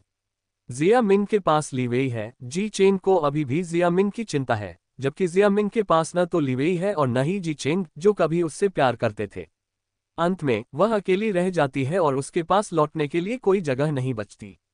मैंने तुम्हारा सामान फेंका नहीं है, लेकिन मैंने यूमेई से तुम्हारा सामान दूसरे कमरे में रखवा दिया है। तुम्हारे कपड़े, मेकअप और एक्सेसरीज सब कुछ वहां सावधानी से रखा गया है। लेकिन क्या तुम ये कपड़े पहनोगी? तुम्हें पता है मैं तुम्हें अपने कपड़े दे सकती हूँ। जी मिंग ने चिंता से पूछा। जिया मिंग के मूल कपड़े सभी छोटे और फैशनेबल थे, जबकि जाओ मिंग के कपड़े उसकी पसंद के अनुसार सरल और पारंपरिक थे। लेकिन उसे चिंता थी कि जी चेन को जाओ मिंग का कुछ भड़काऊ पहनना शायद पसंद न आए, क्योंकि उसकी मानसिकता लीवेई जितनी खुली नहीं है। झाओ मिंग ने सिर हिलाया और मुस्कुराते हुए कहा, कोई बात नहीं। मैं अपने कपड़े पहनना चाहती हूँ। महीनों से मैंने आरामदायक कपड़े नहीं पहने हैं। ये कहकर वह शीमिन के साथ ऊपर चली गई। योजक चिन्ह। लीवेई ने जी चेन की ओर देखा, जिसने अभी अभी अपने ग्रे रंग के पजामा पैंट और काली टी शर्ट पहनी थी। उसके कपड़े जी चेन के मजबूत शरीर पर बिल्कुल फिट बैठ रहे थे और उसे एक मॉडल जैसा दिखा रहे थे। पजामे में उसे इतना आकर्षक देखकर वह भौहें चढ़ाए बिना नहीं रह सका। क्या सम्राट होने के बावजूद वह इतना सुंदर क्यों है? वे नीचे गए और महिलाओं के आने का इंतजार करने लगे। वह जी चेन को भोजन कक्ष में ले गया और महिलाओं के नीचे आने का इंतजार करते हुए कुर्सी पर बैठ गया। लीवेई ने जी चेन की ओर देखा, जो अब तक चुप था, और सोचने लगा कि यह आदमी क्या सोच रहा है। तकनीकी रूप से वे प्रतिद्वंद्वी हैं, लेकिन उसकी मजबूत उपस्थिति से वह भयभीत हुए बिना नहीं रह सका। आपकी माँ, आप मुझे मेरे नाम जी चेन से बुला सकते हैं। इस दुनिया में मुझे उपाधि से पुकारने की कोई आवश्यकता नहीं है, जी चेंग ने शांत भाव से कहा। लीवेई ने सिर हिलाया और पूछा, तो जी चेंग, तुम शी मिन को अपने साथ ले जाने की योजना तो नहीं बना रहे हो? मेरा मतलब है झाओ मिन को वापस अपनी दुनिया में ले जाना। देखो, पहले मैं ये स्पष्ट कर दूं, वह अब मेरी पत्नी है। तुम उसे मुझसे दूर नहीं ले जा सकते। मुझे उससे पहले कि तुम्हारे रिश्ते से कोई लेना देना नहीं है, लेकिन अब वह मेरी पत्नी है और हम एक दूसरे से प्यार करते हैं। मैं तुम्हें उसे मुझसे दूर नहीं ले जाने दूंगा। तुम्हारे साथ रहकर वह पहले ही बहुत कुछ सह चुकी है। मैं नहीं चाहता कि तुम्हारी मौजूदगी से उसे और दुख पहुंचे और वह परेशान हो। मुझे उम्मीद है कि यहाँ रहते हुए तुम अपनी हदें कायम रखोगे। उसने उदासीनता से कहा। जी चेंग ने कुछ नहीं कहा और उसे अपने घर में व्यवहार करना सिखाते हुए देखकर भौहें चढ़ाकर उस आदमी को घूरता रहा, और इससे पहले कि वह कुछ कह पाता, उसने पीछे से झाओमिंग की चंचल आवाज सुनी। छी लीवेई, मैंने कभी नहीं सोचा था कि तुम डरपोक हो। तुम्हें अपने प्यार के लिए लड़ना चाहिए, न कि इस तरह गिड़गिड़ाना चाहिए। कम से कम थोड़ी तो आत्मसम्मान रखो। क्या तुम्हें लगता है कि महाराज सिर्फ तुम्हारे कहने पर अपना गुस्सा काबू में रख लेंगे? आखिर वो सम्राट हैं, उन्हें इतना हल्के में मत लो। लीवेई की बातें सुनकर झाओमिंग ने टिप्पणी की और खाने की मेज की ओर चल पड़ा। झाओमिंग को वहां नाइट पायजामा पहने देखकर लीवेई ने अपनी भौहें ऊपर उठाईं। उसने जी चेन की ओर देखा और हिचकिचाते हुए कहा, अहम, क्या ये ज्यादा छोटा नहीं है? जी चेन से सावधान रहते हुए उसने पूछा। उसे यकीन नहीं था कि जी चेन जैसे रूढ़िवादी व्यक्तित्व और उससे मिलती जुलती सोच वाले व्यक्ति के सामने ये कपड़े पहनना उसके लिए ठीक रहेगा या नहीं। जी चेंग ने अपनी भौहें उठाकर झाओमिंग की ओर देखा, जो लीवेई के पास जाकर उसके बगल में बैठ गया। हालांकि जब उसने देखा कि उसने क्या पहना हुआ है, तो उसकी आंखें हैरानी से चौड़ी हो गईं। उसके कपड़े उसकी कल्पना से कहीं छोटे थे। उसने ग्रे रंग की फुल स्लीव्स वाली सिल्क की शर्ट और उसके नीचे मैचिंग शॉर्ट्स पहन रखे थे। उसके सिल्क के पजामा छोटे थे, जिससे उसकी लंबी और चिकनी टांगें दिख रही थीं। तुमने क्या पहना है? क्या ये कपड़े भी हैं? ये तुम्हारी त्वचा को ठीक से ढक भी नहीं रहे हैं। जी चेंग ने उसके अजीबोगरीब कपड़ों को देखते हुए ठंडे लहजे में कहा। झाओमिंग ने झाओमिंग की इस तरह की प्रतिक्रिया देखकर अपनी भौहें ऊपर उठाईं और अपने होंठ सिकोड़ लिए। महाराज, यह आपकी दुनिया नहीं है जहां आप मुझे बता सके कि मुझे क्या पहनना है या नहीं। और ये मेरे कपड़े हैं, वही कपड़े जो मैं उस दुनिया में जाने से पहले पहनती थी। अगर आपको ये पसंद नहीं है तो ये मेरी समस्या नहीं है। मुझे खेद है कि मैंने आपकी पसंद के अनुसार कपड़े नहीं पहने। मैं झाओमिंग नहीं हूं, आप जानते हैं, कपड़ों के बारे में मेरी पसंद और रुचियां अलग हैं। उसने ऐसा कहा जिससे जी चेन को उसकी बातों पर गुस्सा आ गया। लीवेई ने भी भौहें चढ़ाकर उसे कोहनी मारी और कहा, तुम शीमिंग को अपनी बहस में क्यों घसीट रही हो? उसे इसमें मत घसीटो। झाओमिंग ने शीमिंग को इतना सुरक्षात्मक व्यवहार करते देख उपहास किया। उसने पहले कभी शीमिंग का पक्ष नहीं लिया था, और अब वह भूखे कुत्ते की तरह शीमिंग के पीछे पीछे चल रहा था। जी चेंग ने उनकी बातचीत देखकर भौहें चढ़ा ली और वह लीवेई को शत्रुतापूर्ण नजरों से देखने से खुद को रोक नहीं पाए। यह आदमी उसे बार बार क्यों छू रहा है और धक्का दे रहा है? अध्याय 738 अभिशाप 13। जी राजवंश। फेंगजू लूशी के बगल में खड़ी थी, जो कमजोर और पीली पड़ी हुई सी बिस्तर पर लेटी थी। मास्टर वेनरू ने उसे शाही चिकित्सक से इलाज कराने की अनुमति दी थी, क्योंकि झाओमिंग के साथ रहते हुए उसे चोटें आई थीं और उसका बयान झाओमिंग और जी चेन को खोजने के लिए महत्वपूर्ण था, जो रहस्यमय तरीके से गायब हो गए थे। उसने उसके सिर पर बंधी बड़ी पट्टी को देखा और बेबसी से आह भरी। तुम इतनी कमजोर क्यों दिख रही हो? ये तुम पर बिल्कुल भी जंच नहीं रहा है, उसने चिंता से उसकी चोट को देखते हुए धीरे से कहा। चूंकि वह हमेशा उससे झगड़ा करती रहती थी, इसलिए उसे बिस्तर पर इस तरह लेटे हुए देखकर उसे असहज महसूस हो रहा था। वेन रू कमरे में दाखिल हुई, जिसे देखकर फेंग जू सम्मानपूर्वक तुरंत खड़ी हो गई। वेन रू ने बीमार पड़ी लूशी पर एक नजर डाली और कहा, जब वह जाग जाए तो उससे झील किनारे हुई घटना के बारे में पूछना। साथ ही महाराज और झाओ मिंग के बारे में कोई खबर है क्या? फेंग जू ने अपना सिर नीचे झुकाया और इनकार में सिर हिलाया। सुरक्षाकर्मियों ने झील के किनारे का पूरा इलाका और यहां तक कि पास के गांव में भी तलाशी ली है, लेकिन अभी तक कोई खबर नहीं मिली है। हालांकि हम इस पर काम कर रहे हैं। वेन रू ने आह भरी और कहा, ठीक है, और महल में किसी को भी इस खबर के बारे में पता न चलने देना। खासकर महारानी को, वह बेवजह परेशान हो जाएंगी और सबको पता चल जाएगा। साथ ही साप्ताहिक दरबार भी अभी के लिए स्थगित कर दिया गया है। हमें जल्द से जल्द महाराज और महारानी से मिलना होगा ताकि कोई समस्या न हो। उसने चिंता से अपनी कनपटी मली। अगर वे उन्हें समय पर नहीं ढूंढ पाए तो महल में अफवाहें फैलने लगेंगी और इससे दुश्मनों को अपनी चाल चलने का मौका मिल सकता है। अगर आपको महल के मामलों के बारे में फिलहाल कुछ भी बताना हो तो मुझसे संपर्क करें। मैं भी महामहिम और महारानी के बारे में कुछ भी पता चलने तक महल में अपना प्रवास बढ़ा रहा हूं। फेंग जू ने सिर हिलाया और विनम्रतापूर्वक प्रणाम किया। योजक चिन्ह। झाओ मिंग ने कंबल से खुद को अच्छी तरह ढक लिया और गहरी सांस ली। उसने पलकें झपकाईं और सफेद छत को टकटकी लगाकर देखती रही। उसका दिल इतनी तेजी से धड़क रहा था मानो शरीर से बाहर निकल आएगा। वह अपने बगल में सो रहे जी चेन की मौजूदगी से बचने की कोशिश कर रही थी, लेकिन उसके पेट पर रखे हाथ ऐसे कांप रहे थे मानो उसे कंपकंपी हो रही हो।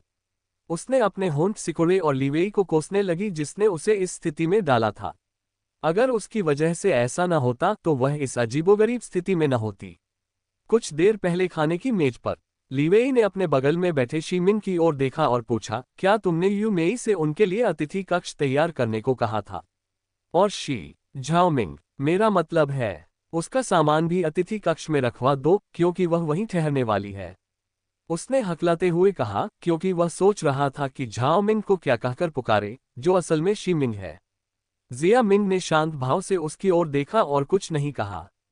यह स्थिति उसके लिए जटिल और उलझन भरी थी, तो उसके लिए कितनी उलझन भरी होगी। हालांकि अगर वह कहती कि उसे इस स्थिति से कोई परेशानी नहीं है, तो वह झूठ बोल रही होती। ये सच है कि शीमिंग की शादी पहले लीवेई से हो चुकी थी और भले ही उस समय उनका विवाह असफल रहा था, लेकिन अब जब वे दोबारा मिले हैं तो उनके बीच का रिश्ता पहले की तुलना में अधिक दोस्ताना और घनिष्ठ है। उसके बगल में बैठे झाओमिंग ने हंसते हुए कहा, मुझे झाओमिंग और उसे शीमिंग कहो। इससे किसी को कोई कंफ्यूजन नहीं होगा। वैसे भी नामों से किसे फर्क पड़ता है? और तुम लोग इतने कंफ्यूज क्यों हो? तुम तो अपनी पत्नी के साथ आराम से रह रहे हो, मुझे कंफ्यूज होना चाहिए? मेरा पति किसी और के पीछे पड़ा है जबकि दूसरी। खैर, मैं उसके साथ कमरा शेयर नहीं करने वाली। मुझे अपना पुराना कमरा वापस चाहिए। तुम लोग कुछ और सोचो।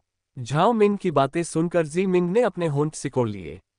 वह झाओ मिंग के कठोर शब्दों और विद्रोही स्वभाव के पीछे छुपाए जा रहे दर्द को महसूस कर सकती थी। उसने जी चेन की ओर एक नज़र डाली जो उनकी ओर देखे बिना खाना खा रहा था, लेकिन उसके हावभाव देखकर वह समझ गई कि वह पूरी स्थिति से परेशान था, लेकिन अपनी भावनाओं और निराशा को यथासंभव नियंत्रित करने की कोशिश कर रहा था। वह अपने रिश्ते को लेकर चिंतित थी। तभी लीवेई ने कहा, तुम क्या कह रही हो? मैं और शीमिंग उस कमरे में सोते हैं। उस बिस्तर पर सोने के बारे में सोचना भी मत। यहाँ केवल एक ही अतिथि कक्ष खाली है, इसलिए आप दोनों वहीं सो सकते हैं। अलग से कमरा लेने के बारे में सोचना भी मत, क्योंकि हमारे पास अलग से कमरा नहीं है, उसने रूखेपन से कहा। झाओ मिंग ने भौहें चढ़ाकर पूछा, दूसरे अतिथि कक्ष का क्या हुआ? हमारे पास पहले 2 अतिथि कक्ष थे जहां आप सोते थे। लीवेई ने हल्की खांसी करते हुए जवाब दिया, मैंने उस कमरे को शीमिंग के लिए प्रशिक्षण कक्ष में बदल दिया है। सर्दी का मौसम है, इसलिए बगीचे में प्रशिक्षण करना उसके लिए असुविधाजनक है, इसलिए मैंने उसे प्रशिक्षण कक्ष में बदल दिया है। उसने जी चेन की ओर देखा जो बिना कोई भाव दिखाए चुपचाप अपना खाना खा रहा था। क्या उसे इसकी परवाह भी है? योजक चिन्ह। वाह! झाओ मिंग ने गहरी सांस छोड़ी और करवट बदल ली क्योंकि उसे नींद नहीं आ रही थी। क्या हुआ? नींद नहीं आ रही? वह करवट बदलने लगी लेकिन जी चेन की आवाज सुनकर जम सी गई। उसने अपने होंठ सिकोड़कर पूछा, तुम अभी तक सोए नहीं हो? अगर तुम इसी तरह हिलती रहोगी तो मुझे नींद कैसे आएगी? उसने पूछा, जिससे वह अपने होंठ सिकोड़कर एक पतली रेखा बना ली। अरे, मुझे खेद है। मैं सावधान रहूंगा। उसके ये शब्द कहने के बाद कमरे में एक लंबा सन्नाटा छा गया, जिससे उसे घुटन महसूस होने लगी। उसे अपनी और उसकी सांसें भी सुनाई दे रही थीं। जब उसने उसे यह कहते सुना, तो तुम शी मिंग हो, तो उसने अपनी भौहें ऊपर उठा ली। हाँ, मेरा असली नाम जी मिंग है, हालांकि अब ये नाम मेरा नहीं रहा। उसने कड़वी हंसी हंसते हुए कहा। वह कुछ भी गलत नहीं कर रही थी, लेकिन किसी के नाम का इस्तेमाल करने से उसे ऐसा महसूस हो रहा था जैसे वह झाओ मिंग की पहचान चुरा रही हो। जी चेंग ने कुछ नहीं कहा और अपने विशाल और हवादार कमरे की तुलना में सरल और सादी सफेद छत को घूरता रहा। क्या तुम मुझसे अपनी पहचान हमेशा के लिए छिपाने की योजना बना रहे थे? अगर मुझे गलती से पता न चलता तो क्या तुम इसे हमेशा के लिए छिपाए रखते? वह उदासीनता से पूछता है, जिससे झाओ मिंग आश्चर्य से उसकी ओर देखता है। उसे उम्मीद नहीं थी कि वह उससे ये सवाल पूछेगा। उसे तो उम्मीद थी कि वह उसके बगल में सोएगा और उसकी मौजूदगी को पूरी तरह से नजरअंदाज कर देगा। कई दिनों से वे एक ही बिस्तर पर नहीं सोए थे और उसके बगल में लेटने से उसे तरह तरह की भावनाएं महसूस हो रही थीं। अध्याय 739 अभिशाप 14। झाओ मिंग ने करवट बदली और जी चेन की ओर देखा, जो पीठ के बल लेटा हुआ था और विचारों में खोया हुआ छत को घूर रहा था। कमरे में बत्तियां बंद होने के कारण अंधेरा था, लेकिन खिड़की से आती चांदनी झाओ मिंग को जी चेन का चेहरा देखने के लिए काफी थी, जो इस मंद रोशनी में चमक रहा था। उसने होंठ सिकुड़े और गहरी सांस लेते हुए कहा, अगर मैं कर सकती तो इसे हमेशा के लिए छुपा लेती, क्योंकि मुझे पता था कि तुम्हारी ऐसी ही प्रतिक्रिया होगी। उसकी इस कड़वाहट भरी आवाज से जी चेन के होंठ फड़क उठे। उसने मुड़कर उसे नहीं देखा, लेकिन उसकी गहरी सांस और धीमी आवाज से ही वह समझ गया कि वह गंभीर है। हालांकि वह उसे कभी न कभी बताने की योजना बना रही थी, क्योंकि वह किसी और के होने का दिखावा नहीं करना चाहती थी, लेकिन अगर उसके पास विकल्प होता तो वह इसे हमेशा के लिए छुपा लेती। उसके प्यार में पड़ने के बाद से ही उसके द्वारा प्यार किए जाने की लालसा बढ़ने लगी और उसे यह महसूस करने में आनंद आने लगा कि वह झाओ मिंग है और वह उसके द्वारा दिखाए जा रहे प्यार का आनंद लेने लगी। शुरू में तो मैं बस हालात से निपटने और अपनी दुनिया में वापस लौटने का रास्ता ढूंढने की कोशिश कर रही थी। शुरू में मेरा आपसे झूठ बोलने का कोई इरादा नहीं था। बस मुझे नहीं पता था कि मुझे आपसे प्यार हो जाएगा। हालांकि मेरी नासमझी और अजीब व्यवहार के बावजूद आप मुझ पर जो प्यार बरसा रहे थे और मुझे इतना लाड़ प्यार दे रहे थे कि मेरे पास आपके प्यार में पड़ने और आपसे अपनी पहचान छिपाने के अलावा कोई चारा नहीं बचा। उसने होठों पर हल्की सी मुस्कान लिए कहा। उसे याद आ रहा था कि कैसे वह उसके साथ खाना खाने जाता था और उसे महल के नियमों और कायदों में बांधे बिना उसे पहला निवाला खाने देता था। लेकिन मैं तुम्हें धोखा देने की कोशिश नहीं कर रही थी। मैंने कभी नहीं सोचा था कि मेरे कार्यों से ऐसा लगेगा जैसे मैं झाओ मिंग की पहचान चुरा रही थी और तुम्हारे दिल से खेल रही थी। उसने धीमी आवाज में कहा, उस समय को याद करते हुए जब जी चेंग ने कहा था कि सच्चाई पता चलने के बाद उसने उसे धोखा दिया था। जी चेंग ने भौहें चढ़ाकर उसकी ओर देखा और जब उनकी निगाहें मिली और चांदनी में उसकी निर्मल आंखें देखीं, तो उसने अपने होंठ सिकोड़कर कहा, मेरा मतलब वो नहीं था। अब मैं समझ सकता हूं कि तुमने झूठ क्यों बोला। ये सारी स्थिति काफी उलझी हुई है। लेकिन मुझे दुख है कि जब मैंने तुमसे अपने दिल की बात कही और झाओ मिंग के साथ अपने रिश्तों के बारे में बताया, तो तुमने कुछ नहीं कहा। मैंने तुम पर भरोसा किया, लेकिन क्या तुम्हें लगता है कि मैं तुम्हारे प्रति वफादार नहीं था? क्या तुम्हें लगता है कि मैं बेवकूफ हूं क्योंकि मुझे नहीं पता कि मैं क्या चाहता हूं और कैसा महसूस करता हूं? झाओ मिंग ने उसकी आंखों में देखा और अपने होंठ सिकोड़ लिए। उसकी आंखों से अनजाने में ही आंसू बहने लगे, जिससे वह अपने मन की बात कह नहीं पा रही थी। उसने गहरी सांस ली और मुड़कर बोली, उफ, आज इतनी ठंड क्यों है? मुझे लगता है हमें सो जाना चाहिए। आखिर आज का दिन बहुत थका देने वाला था। उसने आंखें बंद कर ली और उसकी तरफ पीठ कर ली। जी चेंग ने उसकी पीठ की ओर देखा और गहरी आह भरी, ये सोचकर कि यह स्थिति कितनी पेचीदा है। उसने सपने में भी नहीं सोचा था कि ऐसा कुछ हो सकता है और इससे उसके और झाओ मिंग के बीच का रिश्ता इतना अजीब हो जाएगा।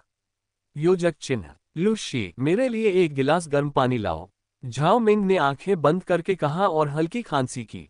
कुछ मिनट बाद उसने हाथ हिलाते हुए फिर से चिल्लाकर कहा, लूशी, क्या तुमने मेरी बात सुनी? मुझे एक गिलास पानी दो और उसमें शहद भी मिला दो। मेरा गला बहुत सूख रहा है। उसने कंबल से खुद को अच्छी तरह ढकते हुए कहा। यहाँ जब लूशी ने उसे कोई जवाब नहीं दिया तो वह भौहें चढ़ा बैठी। तभी उसे एक जानी पहचानी कर्कश आवाज सुनाई दी, जिससे वह आश्चर्य से आंखें खोल बैठी। वह झटके से उठ बैठी और बिस्तर पर बैठते समय उसकी गर्दन में मोच आ गई, जिससे वह दर्द से कराह उठी।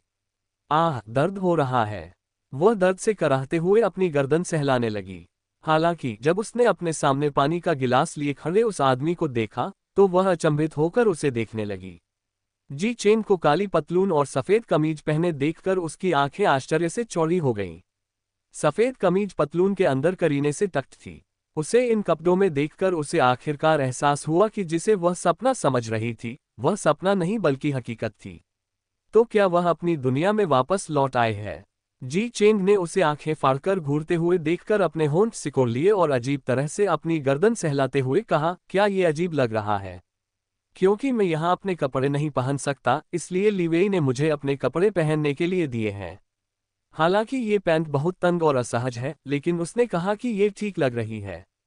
उद्धरण चिन्ह डॉट डॉट डॉट डॉट उद्धरण चिन्ह। झाओ मिंग ने लिवेई को उसके नाम से पुकारते देख पलकें झपकाईं और उसका अहंकार थोड़ा कम होता हुआ प्रतीत हुआ। वह मुझसे ये सवाल क्यों पूछ रहा है? क्या वह मुझसे नाराज नहीं था? उसने अपने होंठ सिकुड़े और हिचकिचाते हुए सिर हिलाया। नहीं, तुम बहुत हैंडसम लग रहे हो। तुम रैंप पर चलने के लिए तैयार मॉडल की तरह दिख रहे हो। इन कपड़ों में तुम उस लिवेई से 100% बेहतर दिख रहे हो। उसने हैरानी से उसकी ओर देखते हुए तारीफ की। उसकी तारीफ सुनकर और यह सुनकर कि वह लिवेई से ज्यादा अच्छा दिखता है, वह मुस्कुराया। ये लो तुम्हारा गर्म पानी। मुझे नहीं पता मेरी जान कहाँ है, इसलिए मैं तुम्हारे लिए गर्म पानी ले आया हूँ, उसने गिलास देते हुए कहा। अरे, आपको ऐसा करने की जरूरत नहीं थी, उसने शर्मिंदा होकर धीमी आवाज में कहा। मैं नीचे जा रहा हूँ, तुम तैयार होकर नाश्ते के लिए नीचे आ जाना, उसने कहा और कमरे से बाहर चला गया, उसे अवाक छोड़कर। क्या वो ऐसे क्यों बर्ताव कर रहा है जैसे ये उसका ही घर हो? आज वो इतना शांत क्यों दिख रहा है?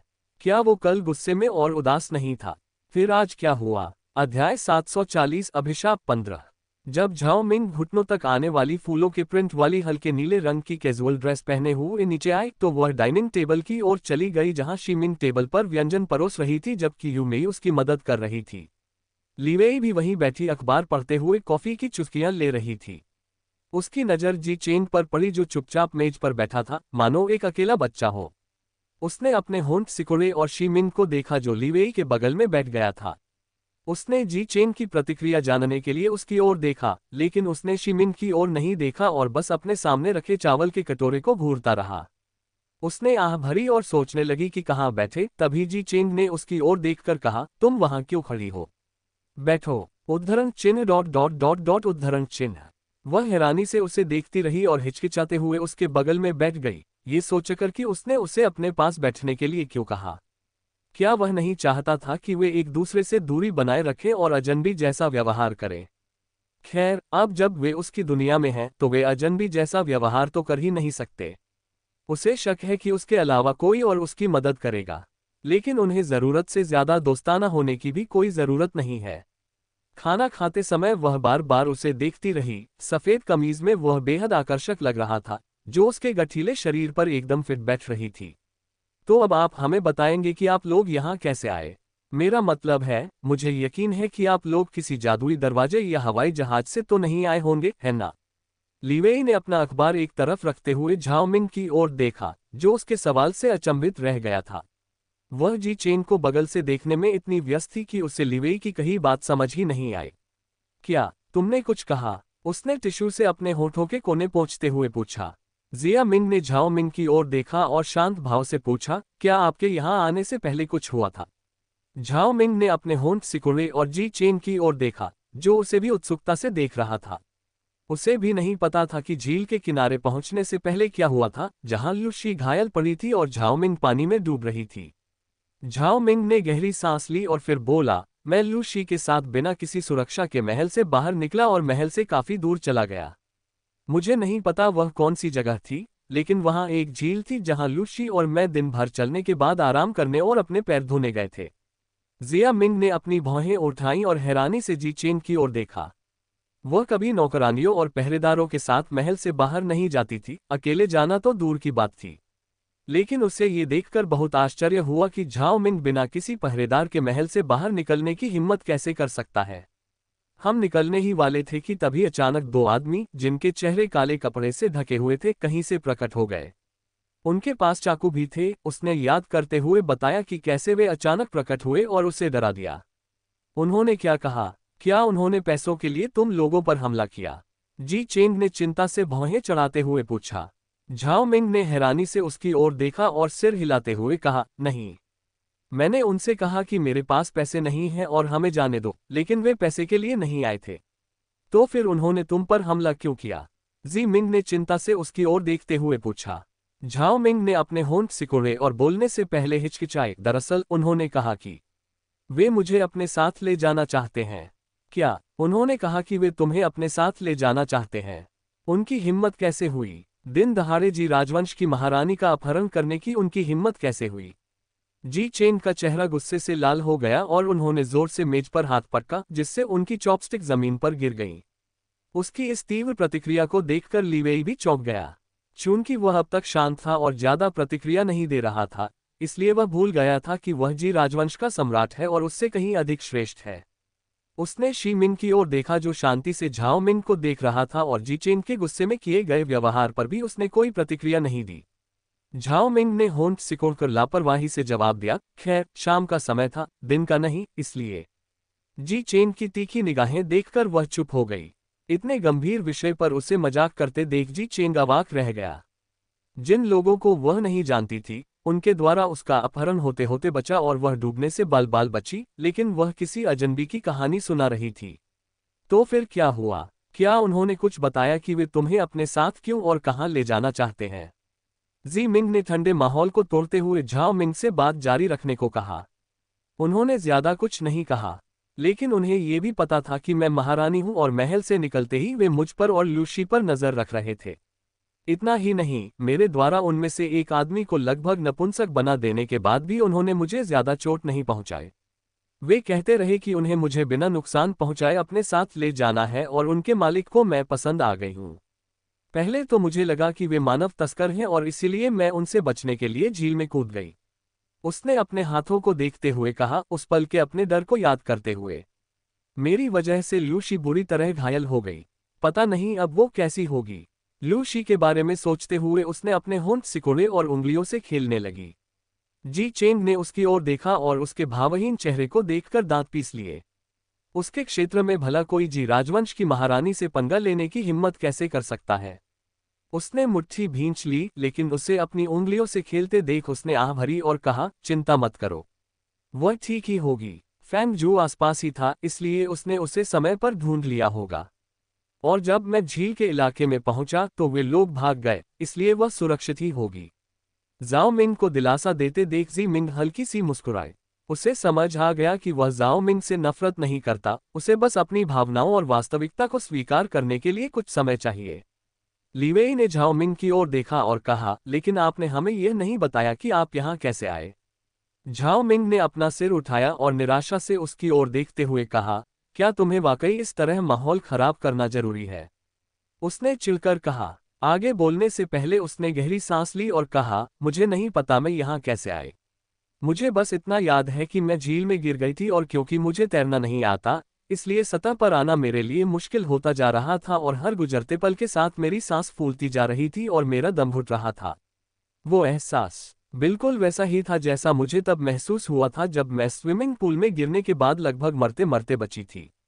घुटन हो रही थी और ऐसा लग रहा था जैसे कोई मेरा दिल कसकर पकड़ रहा हो। उस पल के अपने अनुभव को याद करते हुए वह कांप उठी। पानी इतना ठंडा था कि मेरा पूरा शरीर सुन्न पड़ गया था और हिल भी नहीं पा रहा था। उफ, कितनी ठंड है। उसने ठंडे पानी को याद करते हुए अपनी बाहों को रगड़ा और कहा कि वह उसके अंधेरे में और भी गहराई तक डूब रही है। जिया मिंग ने उसकी बातें सुनकर सिर हिलाया और धीमी आवाज में कहा, तो क्या इसका मतलब है कि तुम एक बार फिर मौत से बच गई?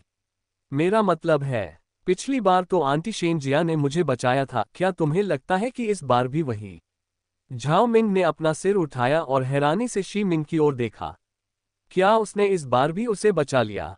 आगे की कहानी सुनाने के लिए VM स्टोरी वर्ल्ड को सब्सक्राइब करो।